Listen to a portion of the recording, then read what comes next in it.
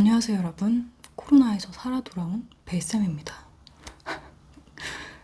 이제 막 격리가 해제돼서 아무래도 목소리가 조금 쉬어있는 점 양해 부탁드립니다. 그리고 원래 이번 주 월요일 날 이 한 주의 사건 사고가 올라갔어야 되는데 도저히 목소리가 안 나와서 제가 촬영을 못해서 뒤늦게 이렇게 올리는 점도 양해 부탁드립니다.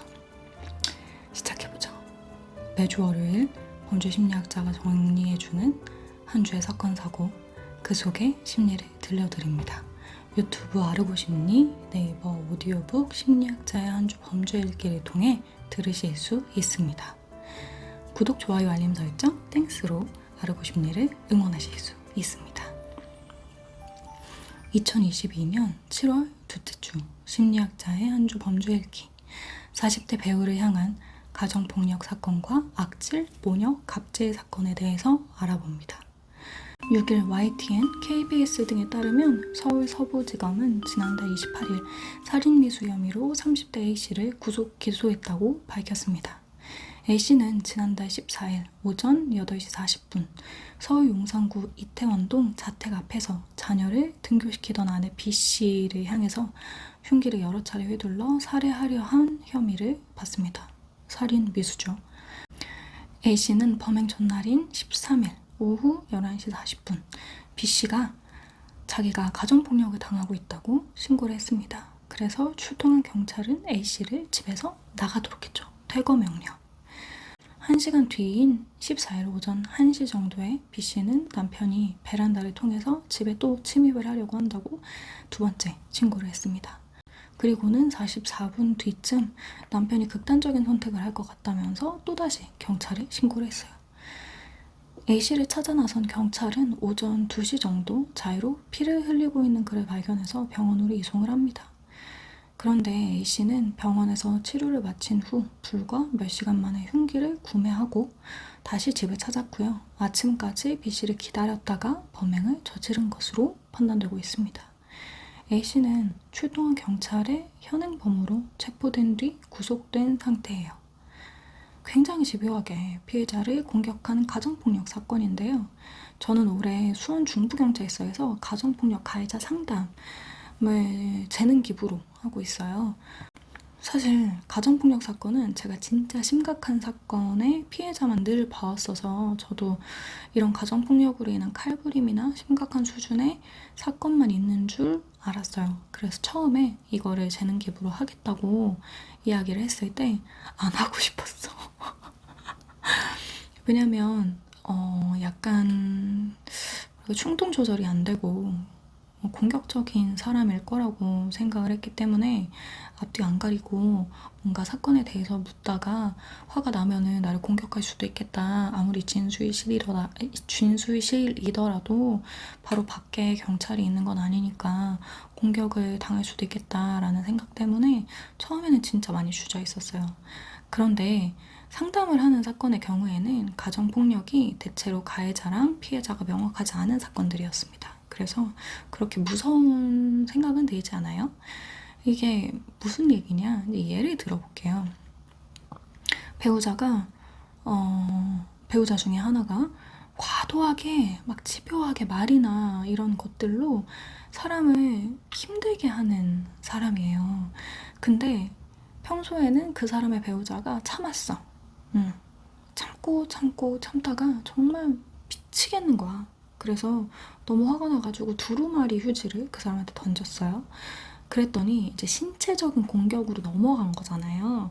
그래서 두루마리 휴지를 맞은 이 사람이 역으로 이 사람을 신고하는 사건. 이렇게 사실 폭력 수준으로 보면 별거 아니잖아요. 그냥 두루마리 휴지를 던진 거잖아요. 그런데 신고가 들어오면 경찰은 조사를 해야 돼요. 그리고 어떤 명령을 내려야 돼요. 여기서도 퇴거 명령을 처음에 내렸잖아요. 이런 것처럼 이제 되게 좀 가정폭력 사건은 그 피해 정도가 0에서 만 정도까지, 그러니까 다른 사건은 0에서 10, 0에서 100 이 정도라면 이거는 0에서 한 만 정도까지 너무 다양해요. 이런 걸로 그러니까 두루마리 휴지 하나 던졌다고 신체 폭행으로 가정폭력으로 신고가 들어갔나? 그러니까 이런 생각이 들 정도로 근데 여기서 얘기한 것처럼 막 집요하게 따라다니면서 몇 차례 계속해서 공격을 가하고 마지막에는 칼부림까지 간 뭐 실제로 이제 사망을 하는 사건도 있으니까 그래서 가정폭력은 다른 범죄랑은 조금 양상이 다른 것 같아요. 예, 그리고 피해자와 가해자가 되게 오랫동안 그 관계를 유지해 왔다는 점에서도 조금 다른 점이기는 합니다. 그래서 사실은 가정폭력에 대해서는 이야기하기가 되게 어려운 주제긴 해요. 하지만 이 사건의 경우에는 꽤나 명백하게 가해자의 행동이 심각하죠. 특히 자녀를 등교시키려는 어머니를, 그러니까 와이프를 자신의 자녀 앞에서 공격을 한다는 건 솔직히 너무 비상식적이잖아요. 굉장히 충격적이었는데 사실은 뭐 가정폭력을 가하는 배우자들은 자녀가 보고 있든 말든 상관없이 폭행을 가하기는 합니다. 과연 가정폭력은 왜 발생하는 걸까요? 그리고 가정폭력 속에 숨은 심리는 뭘까? 그거에 대해서 조금 심층적으로 오늘 살펴보도록 하겠습니다. 우선 가정폭력의 정의를 보면요. 한 가정 내의 가족 구성원 중에서 한 사람이 다른 가족 구성원에게 의도적으로 물리적인 힘을 가하거나 정신적으로 학대해서 고통을 주는 행위라고 정의하고 있습니다. 즉, 신체적인 폭력뿐 아니라 심리적, 언어적, 정서적인 부분을 모두 아우르는 개념이라는 거죠. 실제로 많은 나라들에서 코로나로 인해 재택근무를 하면서 가정폭력이 더 많이 발생했다고 보도를 했었어요. 우리나라는 어땠을까요? 경찰청 통계를 보면 우리나라는 오히려 가정폭력이 줄었어요. 한 9% 정도? 도대체 왜 한국에서 가정폭력이 줄었을까요? 사실 이 통계에 대해 전문가들은 가정폭력이 줄어든 게 아니라 피해자가 신고할 수 없는 상황이라서 신고율 자체가 줄어든 것이라고 이야기를 합니다. 오히려 가정폭력은 훨씬 더 심각해졌다는 뜻이죠. 피해자가 도움을 청하지도 못할 만큼 고립되어 있다는 뜻이니까요. 그리고 또 다른 설명을 보면 코로나로 인해서 경제가 위축되면서 지금은 더 심하죠. 실물 경제가 진짜 많이 바닥으로 떨어졌으니까 고물가 시대고요. 그러니까 가해를 하는 배우자에게 경제적으로 더 의존하게 되는 거예요. 그렇다 보니까 실제로 가정폭력의 피해자 중에서 신고하지 않고 계속 맞으면서 사는 그런 사람들을 보면 자기가 경제적인 능력이 없어서 자립할 수 있는 능력이 안 되니까 아이를 키울 수 없을 것 같아서 아니면 자기가 혼자 살아남을 수 없을 것 같아서 그 폭력을 그냥 당하면서도 참고 사는 경우가 많아요. 이 사건을 보면 아마 그 전부터 가정폭력이 있었을 거라고 예상할 수 있습니다. 왜냐면 그냥 한순간에 이렇게 심각한 수준의 폭력으로 나타나진 않거든요. 그것보다는 이 일이 있기 전에 뭐 욕설이라든지 물건을 던진다든지 뺨을 때린다든지 밀친다든지 아니면은 뭐 통제하는 말, 뭐 나가지 마, 회사 그만둬, 그 새끼랑 말하지 마 이렇게 통제 행동으로 나타났을 가능성이 있어요. 그렇다면 가정폭력은 도대체 어떤 과정을 거치길래 그 속에서 피해자가 도망가지 못하는 걸까요? 경제적인 부분 제외하고.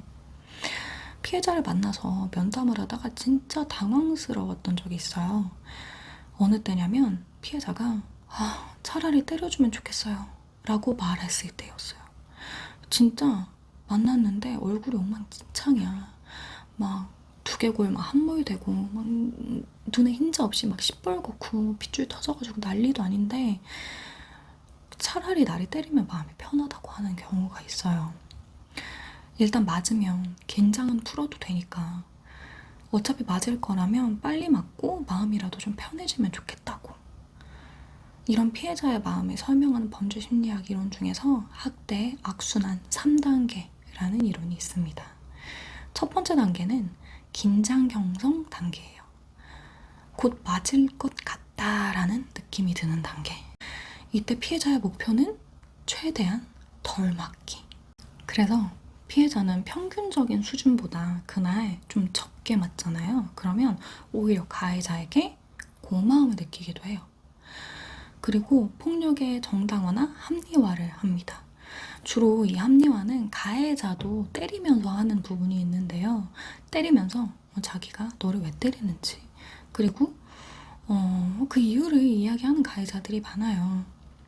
예를 들면 네가 나를 기분 나쁘게 해서 물을 흘려서 혹은 시끄럽게 설거지를 해서 기분 나쁘게 쳐다봐서 대도 않는 이유들이죠. 하지만 그 이유로 피해자도 합리화를 해요. 아, 내가 기분 나쁘게 해서, 내가 실수를 해서 맞은 거야. 이렇게. 그러면 두 번째 단계에서 실질적인 폭력이 이루어지겠죠. 이때는 이제 가해자가 정신을 잃고 마구 폭행을 하는 단계예요. 그러니까 첫 번째 단계에서는 폭력이 아직은 습관화되지 않은 단계. 그러니까 정당화나 합리화가 필요한 단계인데 이 단계를 넘어서면, 그 기간을 넘어서면 이제 더 이상 합리화나 이유를 설명하지도 않아요. 습관처럼 때립니다. 이때는 가해자가 진짜 정신을 잃고 마구 폭행하는 단계. 그래서 2단계에서 가해자는요, 통제가 불능 상태. 그냥 상식이나 논리는 전혀 적용되지 않아요. 그리고 마지막 세 번째 단계. 화해의 단계입니다. 굉장히 이해 안 되죠? 가해자가 때리는 걸 멈추고 용서를 구해요. 그러니까 첫 번째는 때리고 맞고 정당화하고 이런 관계를 거치다가 이 다음에는 정신 잃고 습관적으로 때리고, 그리고 세 번째 단계에서는 안 때리는데 화해를 하는 거예요. 그리고 뭔가 페이백, 그러니까 피해자에게 가해자가 어떤 좋은 행동들을 합니다. 며칠 동안 선물이나 애정 공세를 마구 하기도 하고요. 내가 막 무릎 꿇고 막 빌고 이런 단계예요. 이때 피해자는 선택을 해야 됩니다. 헤어지거나 머물거나. 머물 때는 대부분 사람은 나쁘지 않은데요, 술만 마시면 그래요, 술이 문제예요 라고 한다거나, 혹은 화가 나면 가끔 자제가 안 돼서 그렇지 봐봐요, 그렇게 나쁜 사람 아니에요, 내가 도와주면 될 거예요, 내가 자극하지 않으면 될 거예요. 사랑 표현을 하고 용서를 비는 배우자를 보면서 이것 봐, 나를 이렇게 사랑하는데 다음엔 안 그럴 거야 라고 생각하면서 변할 것을 기대합니다. 그리고 관계를 지속해 나가겠다고 결정을 하죠. 이러다가 다시 1단계, 긴장 형성의 단계로 넘어가요. 이 3단계가 계속해서 순환을 합니다. 이러다 보면은 어떻게 되냐, 이 시기가 길어지면 피해자는 점점 가해자에 대한 처벌이나 결정하기를 미루게 돼요. 그러다 보면 내가 노력해도 상황은 변하지 않을 거라는 무기력감에 사로잡히게 됩니다. 내가 뭔가 부족해서, 내가 잘못해서 이런 삶을 산다고 생각하면서 우울감을 경험하게 되죠. 결국 가해자의 폭력을 감수하는 법을 학습하게 되는 거예요. 그런데 익숙해진다 해도 맞는 거에 익숙해지진 않잖아요. 그러다 보니까 그 불안감을 극복하려고 술이나 약에 손을 대기도 합니다. 그렇다면 가정폭력을 하는 가해자의 특징도 있을까요? 어떤 사람이 가정폭력을 많이 하더라? 네, 있습니다. 3가지로 나누어 볼 수 있는데요. 첫 번째는 가족만 구타하는 사람이에요. 이런 사람들은 밖에선 진짜 한없이 좋은 사람, 가족한테만 폭력적인 사람. 그래서 주변 사람들은 아무도 이런 사람인지 몰라요. 물론 다른 유형에 비해서 폭력의 정도나 횟수는 좀 적어요. 그리고 자기가 폭행을 한 후에나 수치심을 경험하는 경우가 많습니다. 적어도 이게 잘못된 행동이라는 건 아는 거예요. 이 사람들이 주로 폭력을 사용하는 원인은 배우자랑 의사소통이 안 된다고 느끼기 때문에 그래요. 물론 충동도 잘 조절하지 못하고 자기의 화를 제대로 표현하지 못하기 때문에 이런 행동들로 보여지는 거겠죠. 그런데 이 의사소통은요, 한쪽이 언어적으로 표현하는 부분이 약해서 매사에 짜증을 내거나 무시하거나 아예 말을 안 하거나 하는 방식으로 문제가 발생할 수도 있고요. 둘의 대화 방식이 달라서 그럴 수도 있어요. 이렇게 말이 서로 안 통한다고 느끼게 되면 갈등이나 문제가 생겨도 그걸 적절하게 해결할 수가 없어요.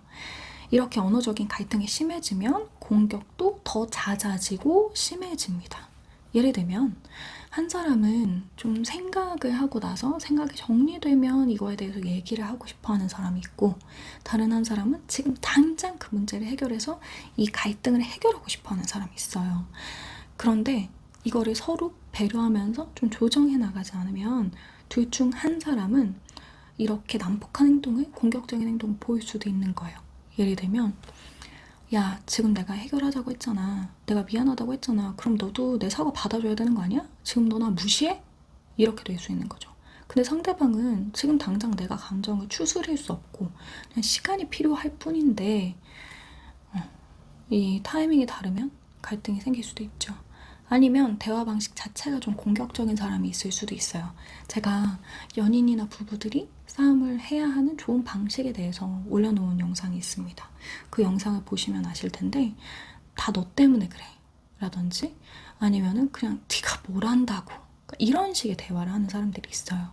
그러면 상대방은 그 얘기를 계속해서 듣다 보면 노력을 하지만 자기 입장에서는 상대방이 노력을 하지 않는다고 느껴질 수 있거든요. 그러면 자신의 목적을 달성하기 위해서, 내 의견을 상대방이 듣도록 하기 위해서 폭력적인 행동을 할 수 있습니다. 그래서 이런 사람들은 만나서 얘기를 해보면 답답해서 도저히 상대방이 들을 생각을 안 하니까 똑같은 얘기를 반복하니까 화가 나서 나도 모르게 그랬어요. 이렇게 이야기하는 경우가 많아요. 두 번째 유형, 정신불안이나 경계선 구타자 유형입니다. 가장 우울하고 심리적으로 스트레스를 많이 느끼고 흥분하기 쉬운 유형이에요. 이런 경우에는 경계선 성격장애나 정신분열, 그러니까 조현병과 같은 정신질환을 가지고 있을 가능성이 높고요. 약물남용이 있을 수 있어요. 이런 사람들은 가족한테만 폭력을 쓰는 게 아니야. 다른 사람한테도 그런 행동을 해요. 자기가 화난다고 욕을 한다거나 위협을 가한다거나 실제로 폭력을 사용하는 거죠. 이런 사람들은 의처증이나 의부증을 가지고 있을 가능성이 높아요. 배우자한테 좀 과도하게 집착을 하거나 몰두하고 의존하는 거죠. 그래서 항상 배우자한테 불만이 많아. 심해지면은 망상까지 가지게 돼서 바람이 났다거나 자기를 죽이고 다른 사람과 살림을 차리려고 한다, 이런 말들을 하고, 네가 외도를 했으니까 내가 죽일 거야 라고 하면서 칼을 들이대거나 위협하거나 찌르는 행동들을 보일 수 있어요. 마지막 세 번째 유형, 폭력적인 구타자 유형입니다. 가장 폭력적인 유형이에요. 배우자를 물건이나 뭔가 내가 원하는 것을 이루기 위한 도구라고 생각할 가능성이 높아요. 그렇다 보니까 폭력을 해도 그닥 후회나 죄책감을 느끼지 못합니다. 그리고 폭력을 하더라도 자기 때문이 아니라 얘가 맞을 짓을 해서, 나도 때리기 싫은데 자꾸 열받게 하니까 때렸다, 이렇게 당당하게 이야기를 해요. 이런 사람들은 반사회적 성격장애를 가지고 있을 가능성이 높고, 가족 외에도 다른 사람에게도 이런 폭력을 행사할 가능성이 높아요. 이런 사람들은 대체로 어린 시절 살면서 가정폭력을 목격해 왔거나 혹은 자기가 어떤 학대를 당했을 가능성이 높습니다. 피해자가 가해자가 되는 거죠. 이 사건의 경우 사건의 구체적인 정보를 알 수 없기 때문에 쉽게 평가하기는 어려우나, 집 밖에서 아내를 공격했다는 점, 그리고 자해를 했다는 점에서 세 번째 유형보다는 두 번째 유형이 좀 더 가까울 것 같아요. 만약에 가정폭력이 오랜 시간 동안 지속되어 왔다면 첫 번째 유형에 해당할 수도 있습니다. 이 사건 기사의 댓글을 살펴보면요. 이거는 사실 제가 범죄 사건들의 기사를 찾아보고 댓글을 보면서 좀 일관적으로 느끼는 생각인데요. 가정폭력에 집중하기보다는 이 연예인이 누군지를 묻는 댓글이 많았어요. 그런데 이렇게 사건이 발생했을 때 피해자에게 집중하고 왜 피해를 당했는지에 대해서 이야기를 하는 건 피해자에게 또 다른 상처를 줄 수 있습니다.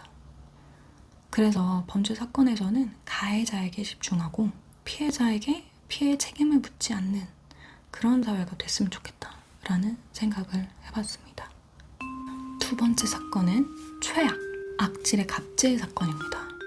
요 몇 년 사이에 우리에게 충격을 주었던 몰상식한 별점 테러, 그리고 배달원 김한, 무시, 갑질 행동이 종합적으로 섞인 사건이라고 저는 생각을 하고 있어요. 사건 개요를 먼저 이야기해드릴게요. 가해자인 모녀는 지난해 5월 양주시 옥정동 한 고깃집에서 32,000원짜리 메뉴를 시켜 먹은 뒤 옆에 노인들이 앉아서 불쾌했어 라고 하면서 이 식당은 방역수칙을 위반했다.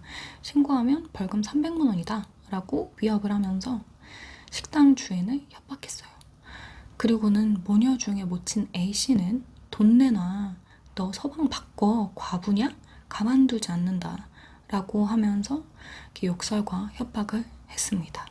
식당 측과 나눈 문자에서도 너희같이 가난한 땡땡들은 협박하면 대체 얼마 줄 건데? 라고 얘기하면서 폭언을 이어갔어요. 딸에도 똑같은 사람이었는데요. 전화를 걸어서 폭언을 했고요. 식당을 허위로 예약하거나 평점을 일부러 낮게 줘서 영업에 지장을 주기도 했어요. 사건 발생 이후에 이 사건이 화제가 됐습니다. 그래서 억울해서 글 남깁니다 라면서 글을 온라인 커뮤니티에 올려서 해당 식당이 마스크도 끼지 않고 손님을 응대한다고 주장을 했어요. 하지만 당시 공개된 CCTV 사진 그리고 시 당국 조사 결과에 따르면 해당 식당은 칸막이도 설치했고 식당 주인도 계산할 때 카운터에서 마스크를 착용하고 있었어요. 모친 A씨는 최후 진술에서 나는 엄중히 처벌받아도 되는데요. 나의 딸은 아직 어려요. 선처해주세요 라고 이야기했습니다. B씨는 이 사건으로 힘들어서 양주에서 인천으로 이사까지 갔다고요. 요즘 배달의 민족에서 별점 1점 주는 악평해도 괜찮은데 굳이 공론화에서 갑질이라고 보도한 건 너무해요 라고 말을 했다고요. 재판부는 공갈미수, 업무방해, 명예훼손 혐의로 기소된 A씨 그리고 그의 딸 B씨에게 각각 벌금 500만 원을 선고했습니다. 피해자가 방역수칙을 위반한 사실이 없는데도 환불을 요구하면서 해당 관청에 신고한다고 협박한 점 이것들이 이제 죄로 인정이 된다. 피해자를 비방할 목적으로 허위 사실을 인터넷에 게시한 점도 명예훼손과 업무방해에 해당한다 라고 판시를 내렸어요. 이어서 죄질이 좋지 않으니까 피해자에게 아직 용서를 받지 못한 점, 피고 중 한 명이 폭력범죄 등으로 여러 차례 처벌받은 전력이 있는 점, 또 범죄를 저지른 점 등을 고려해서 판결했다라고 이야기합니다. 지금까지 제가 리뷰했던 갑질 사건은 경비원을 향한 입주민의 갑질이나 대학원생을 향한 교수의 갑질, 회사 사장의 갑질 정도 이렇게 어느 정도 이익관계에 얽혀있는 사람들이었어요. 그래서 오랜 기간 동안 형성된 권력관계라는 것이 속성으로 작용을 한다라고 사건 설명을 많이 해드렸었는데요. 이번 사건은 초면, 정말 처음 본 사람들 간에 일어난 사건이에요. 물론 권력감이라는 것이 여기에도 적용을 합니다. 돈을 내는 소비자 그리고 서비스를 제공하는 가게 주인이라는 점에서 사실은 이렇게 권력관계가 형성되면 안 되는 건데 권력관계가 형성이 되어 있어요.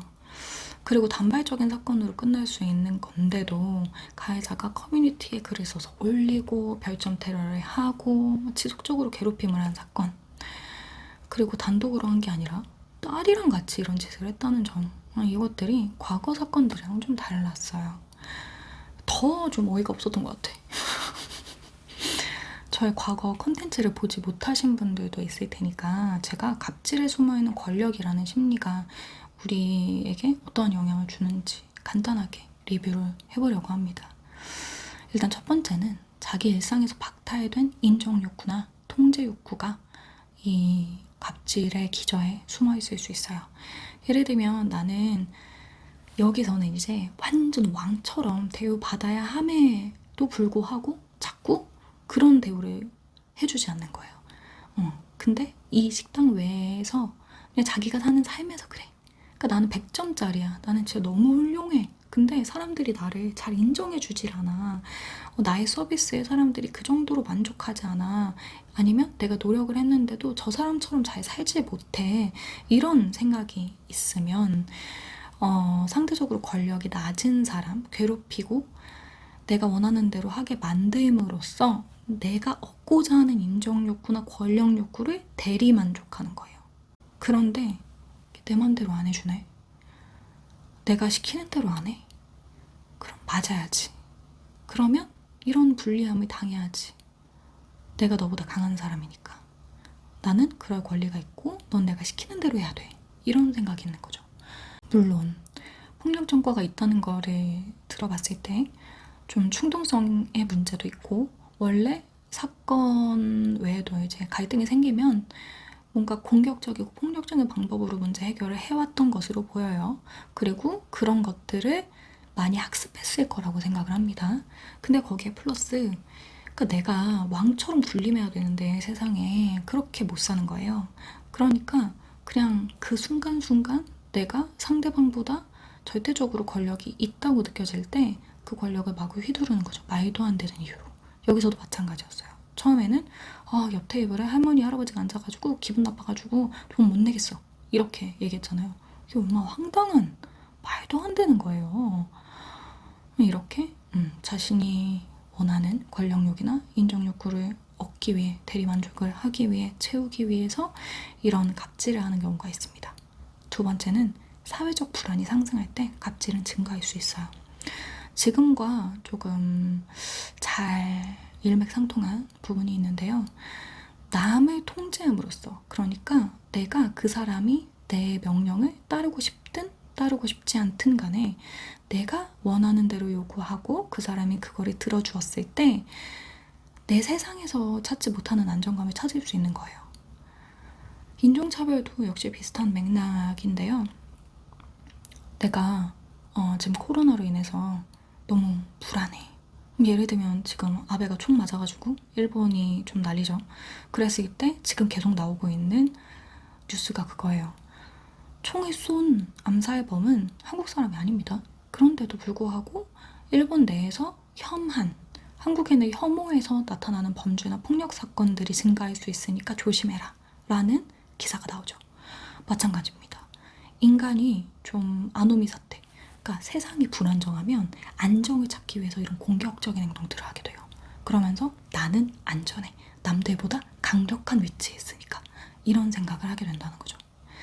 세 번째는, 이거는 사실 갑질을 하는 과정에서 일어나는 심리적인 효과인데요. 비인간화라는 것이 있습니다. 많은 범죄에서 발생되는 현상인데, 전쟁을 할 때 상대 군인들은 바퀴벌레 같은 놈들, 하찮은 짐승 같은 놈들, 혹은 물건 취급을 하면서 살상을 하는 거에 크게 죄책감을 느끼지 못하죠. 이게 원래 인간은 상대의 고통을 보면 자기도 고통을 느낄 수밖에 없는 거울 뉴런이라는 걸 갖고 있어요. 그런데 그 죄책감에서 벗어나기 위해서 상대가 나랑은 전혀 다른 존재야, 인간이 아니야 라고 생각을 하면서 그 사람을 비인간화해버리는 경우가 있습니다. 이 비인간화는 나보다 한참 낮은 하등한 생물로 보는 거예요. 더 나아가게 되면 이것이 혐오나 부정적인 감정을 불러일으키는 촉매제가 되기도 합니다. 네 번째, 내가 평소에는 권력이 낮아.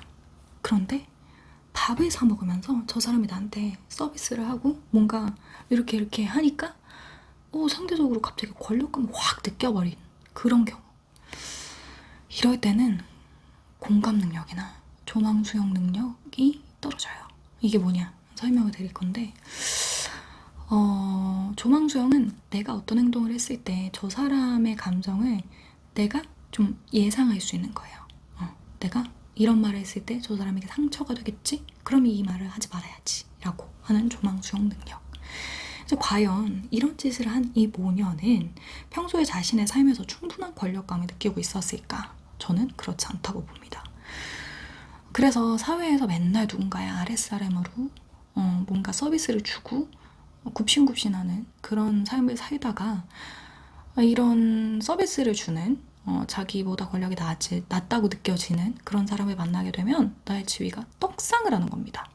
그래서 평소에 누릴 수 없는 권력을 가지게 되다 보니까 이게 언제 올지 모르거든요.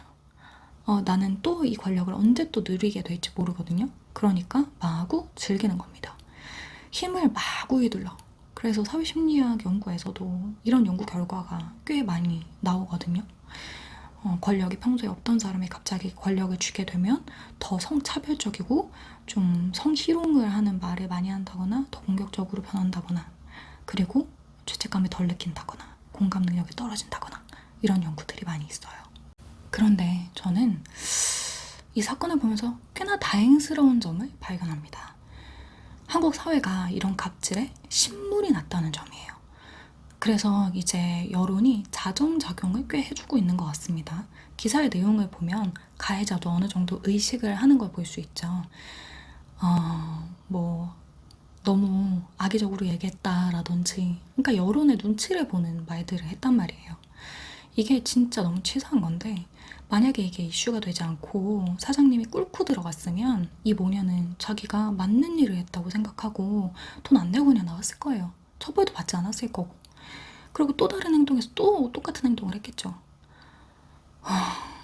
이 사건을 본 자영업자분들이 남의 일 같지 않게 화가 나셨을 거라고 생각을 합니다. 저도 어려서 일하면서 몰상식하고 자기중심적인 갑질 많이 당했었는데요. 정말 그때는 자괴감이 들었던 것 같아요. 같은 사람으로서 이렇게 대하면 안 되는데 조금만 상대를 배려해주면서 말할 순 없는 건가? 내가 이런 대우를 받아야 하는 사람인 건가? 내가 뭘 잘못해서 이런 말을 듣고 있어야 되지? 저는 이런 사건을 계속 보니까 삶은 강강약약으로 살아야 된다라는 생각을 많이 하게 돼요. 근데 자영업을 하면 진짜 그렇게 사는 게 쉽지 않잖아요. 그래도 사장님 편을 들어주고 이 모녀에게 비판을 하는 많은 사람들이 있으니까 한국 사회는 점점 더 나아지고 있다고 생각합니다.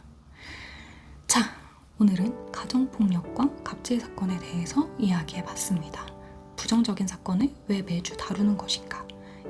궁금한 분 혹은 불편한 분도 계실 거라고 생각이 들어요. 그런데 이런 사건에 관심을 가지고 피해자를 도우려고 말을 못해주시는 분들 덕분에 오늘 리뷰한 사건처럼 가해자가 자신의 행동에 대한 결과를 조금이나마 느끼고 무서움을 느끼고 피해자에게 힘이 된다고 생각을 합니다. 적어도 나에게 연대해주는 사람이 이렇게 많구나. 다음 주에는 제가 리뷰할 사건이 없기를 바랍니다. 시청해주셔서 감사합니다. 저는 다음 주 월요일에 또 다른 기사로 좋은 기사만 리뷰를 할 수 있었으면 좋겠어요. 다시 돌아오겠습니다.